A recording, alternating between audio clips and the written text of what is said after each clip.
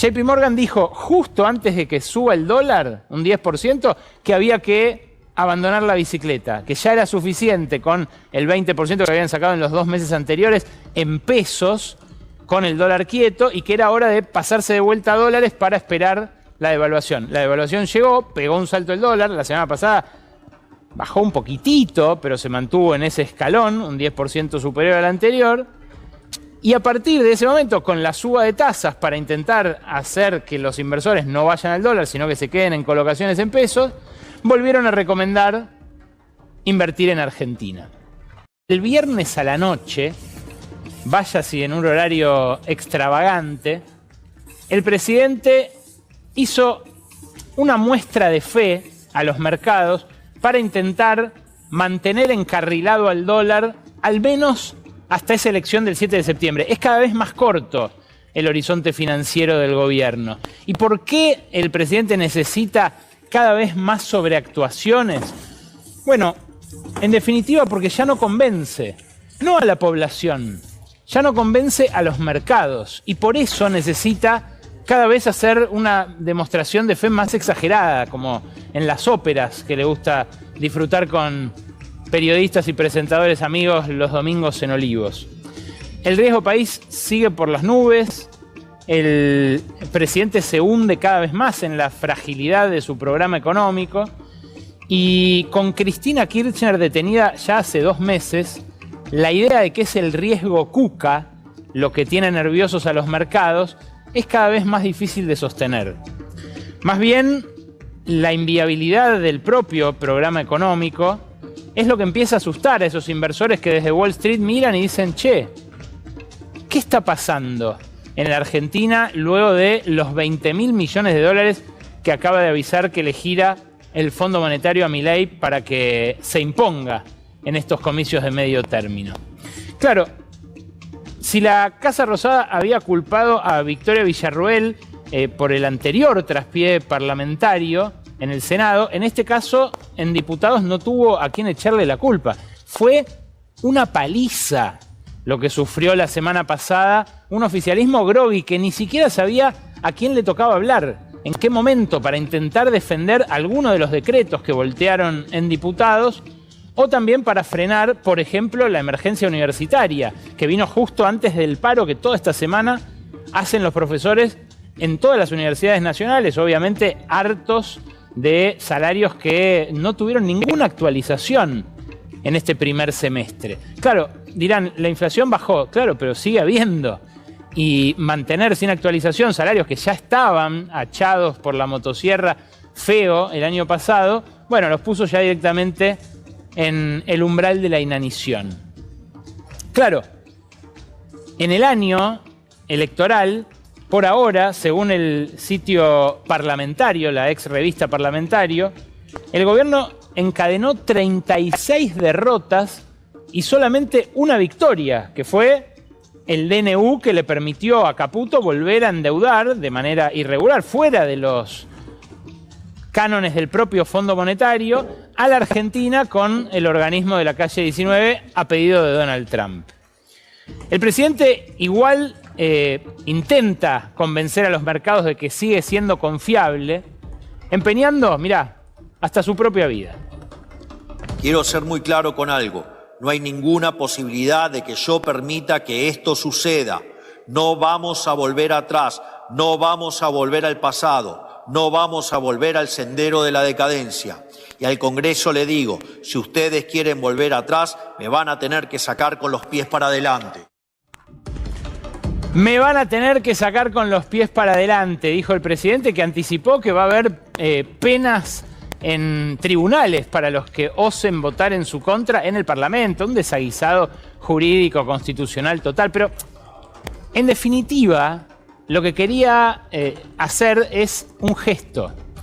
Un gesto que los mercados ya saben que no significa nada, pero que igual exigen, como le exigieron en su momento a Domingo Cavallo, el mejor ministro de la historia, según Milei, hasta que se peleó con él a fines del año pasado, en 2001. ¿Recuerdan el déficit cero? Bueno, los más jóvenes no lo recordarán, pero en 2001 hubo una ley que establecía que el déficit nunca iba a poder volver, que había que recortar sí o sí las partidas para llegar a ese déficit cero, y era una ofrenda de Cavallo a mercados que ya estaban dándole la espalda hacia mitad de 2001 y que en diciembre de 2001 directamente lo tiraron por la ventana. Claro, es algo que los propios funcionarios del equipo económico saben que tiene patas cortas, pero que a la vez no pueden evitar. Pablo Quirno, por ejemplo, en este momento secretario de Finanzas, pero también colaborador de Caputo en su anterior paso por el Ministerio del Endeudamiento con Macri, sacó un tuit el fin de semana donde, además de lo que Milei había dicho el viernes por la noche, puso en valor el desembolso del Fondo Monetario de 2.000 palos, que se demoró, porque al principio no se lo querían dar, dado que no había acumulado las reservas suficientes, pero que al final terminaron mandando. ¿Qué dijo? Bueno, el Fondo Monetario mandó la plata y con ese desembolso el Tesoro hizo la segunda operación de compra de letras intransferibles. Claro, esto que presenta Quirno como una gran novedad no es más que un hocus pocus financiero, un pase de magia contable de estos del mago Toto, que cuando se quedó sin dólares el año pasado, después de la super cosecha que hubo, apeló a un blanqueo, que tuvo esa montaña de dólares del blanqueo, que después cuando se acabaron vino a reemplazar con los del Fondo Monetario, luego con los de la cosecha, también muy buena de este año, pero que no parecen alcanzar nunca por la voracidad de la demanda de dólares que, ahora van a ver, no para.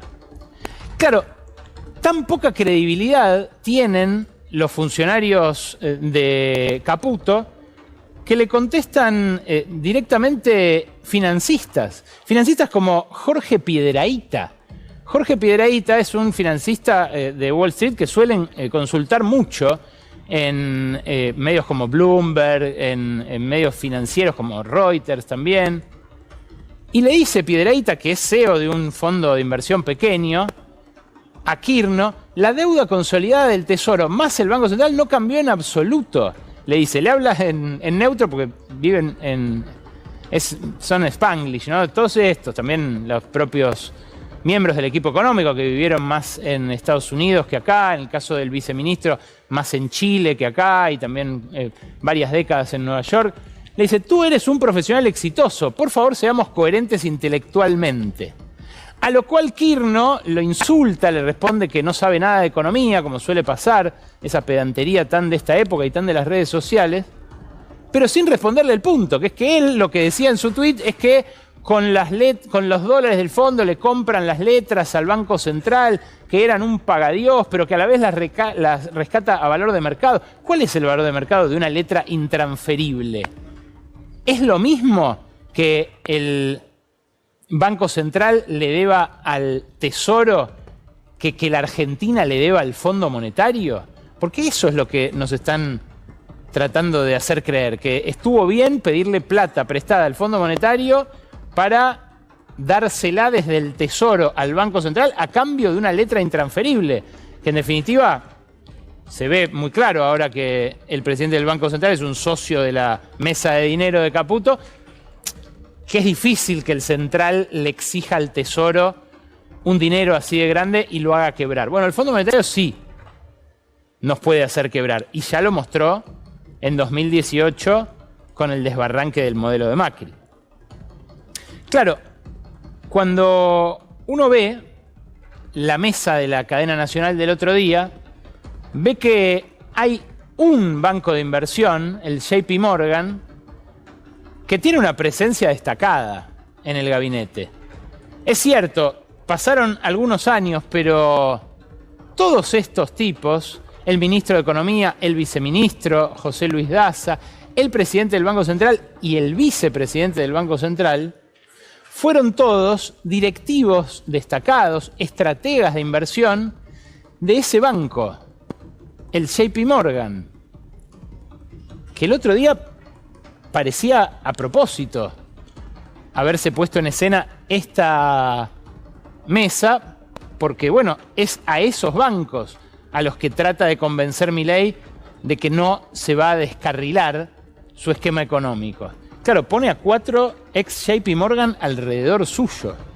Y lo hace justo, esto circuló mucho en redes sociales, pero también por WhatsApp, que es algo que al gobierno inquieta porque no lo puede medir.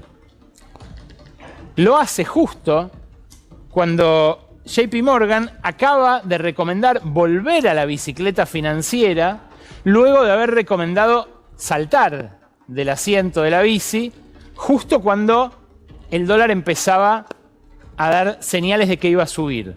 Claro, la pegan siempre. Los más conspirativos dirán, claro, la pegan siempre porque tienen todo el equipo económico.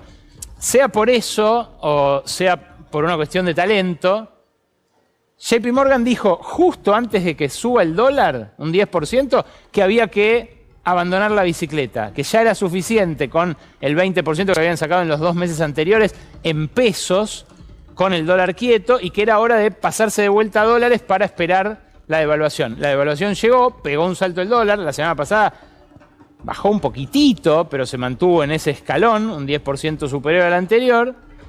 Y a partir de ese momento, con la suba de tasas para intentar hacer que los inversores no vayan al dólar, sino que se queden en colocaciones en pesos, volvieron a recomendar invertir en Argentina. Claro, de vuelta, siempre aprovechan la oportunidad en el momento justo. Saltan cuando hay que saltar, se pasan a dólares, vuelven a cambiar los dólares por pesos cuando sube la tasa y cuando el dólar parece haberse estacionado, al menos hasta septiembre, con la ayuda del Fondo Monetario en este nivel. Pero en el medio, lo que hace el gobierno para contener al dólar no es solamente subir la tasa, ahogar la economía, hacer que los créditos sean recontra caros de vuelta, frenar todo. También juega en los mercados de futuros. Y en esos mercados de futuros, por la devaluación, el mes pasado, perdió un montón de guita. Fíjate, casi 500.000 millones de pesos lleva perdidos desde mayo, simplemente por haberle apostado a los inversores que el dólar no iba a pasar de determinado punto y que después pasa. Por ejemplo, el día que terminó julio tenía una posición monstruosa de 2.500 millones de dólares. Vendía en 1.277. Y cuando cerró el mayorista, el último día de julio, a 1.352, tuvo que emitir, esperá que tengo que contar los ceros, tuvo que emitir 187.500 millones de pesos, a lo cual después se agregaron otros 80.000 millones de pesos por el contrato de diciembre que también habían vendido a la baja para intentar convencer al mercado de que no iba a subir. ¿Quién embolsa esa guita? También los grandes bancos de inversión, los que juegan en el mercado de futuros a la devaluación. En este caso, algunos extranjeros y otros locales también. Por eso me pareció muy atinado y muy destacable este proyecto que metió el diputado Esteban Paulón, diputado socialista por Santa Fe, a quien el presidente todo el tiempo, siempre que puede, le pega, en este caso porque dio en la tecla, con un impuesto extraordinario a las ganancias especulativas en el mercado de dólar futuro. Claro, si los fiscales y los jueces antes eran muy solícitos para investigar la cuestión del dólar futuro, cuando lo hacía Kicillof desde el Ministerio de Economía, llegaron incluso a inventar una causa gigantesca que terminó en la nada, porque era una medida de política económica. Bueno, ahora este diputado lo que dice es, no es una cuestión de tribunales, es una cuestión de política económica. Si están ganando tanta guita sin hacer nada, ¿qué tal si les cobramos un impuesto para poder darles lo que necesitan a los jubilados o a los discapacitados sin alterar el déficit fiscal? Veremos si le presta atención el presidente. Quizás, si fuera honesto con sus palabras del viernes, lo haga. Pero por ahora no hay señales de que vaya a hacerlo. Claro, lo que está pasando también es que todo el que puede se dolariza.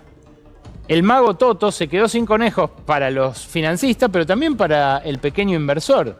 Por eso están aumentando tanto los depósitos en dólares en los bancos.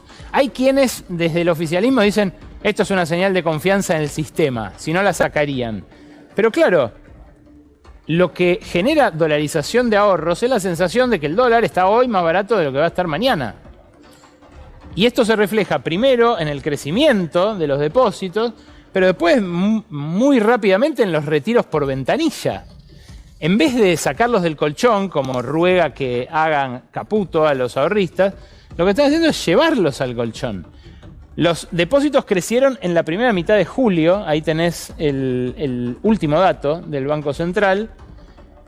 Hubo demanda por el cobro del aguinaldo, mucha gente que dolarizó parte de su salario anual complementario, otra gente que simplemente apuesta, igual que JP Morgan, ve lo que hace JP Morgan y lo sigue.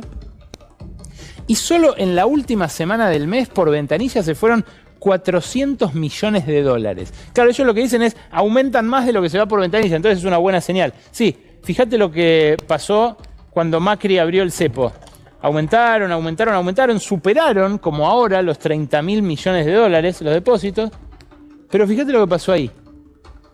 Se desplomaron de arriba de 30.000 a 15.000.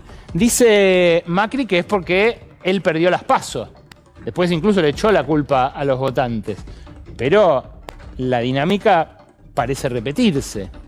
Claro, el mercado está muy pendiente de lo que pueda pasar con las elecciones, con las dos, con la de la provincia de Buenos Aires, que saben que es la más populosa, y con la de octubre, que se va a hacer en todo el país. Por eso están empezando a encender señales de alarma.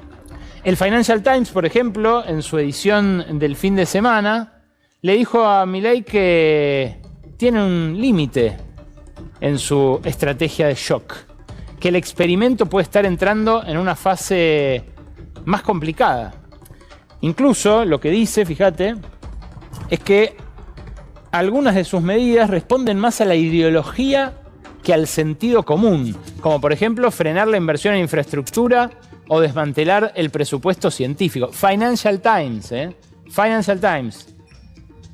Tampoco ha habido mucha consideración por medidas que el Estado podría adoptar para mitigar los daños de los recortes y ayudar a la economía real, dice el Financial Times. Esto debe cambiar porque el aumento del desempleo y la caída en el nivel de vida está erosionando el apoyo popular que Milei ha presentado como su principal fuente de legitimidad.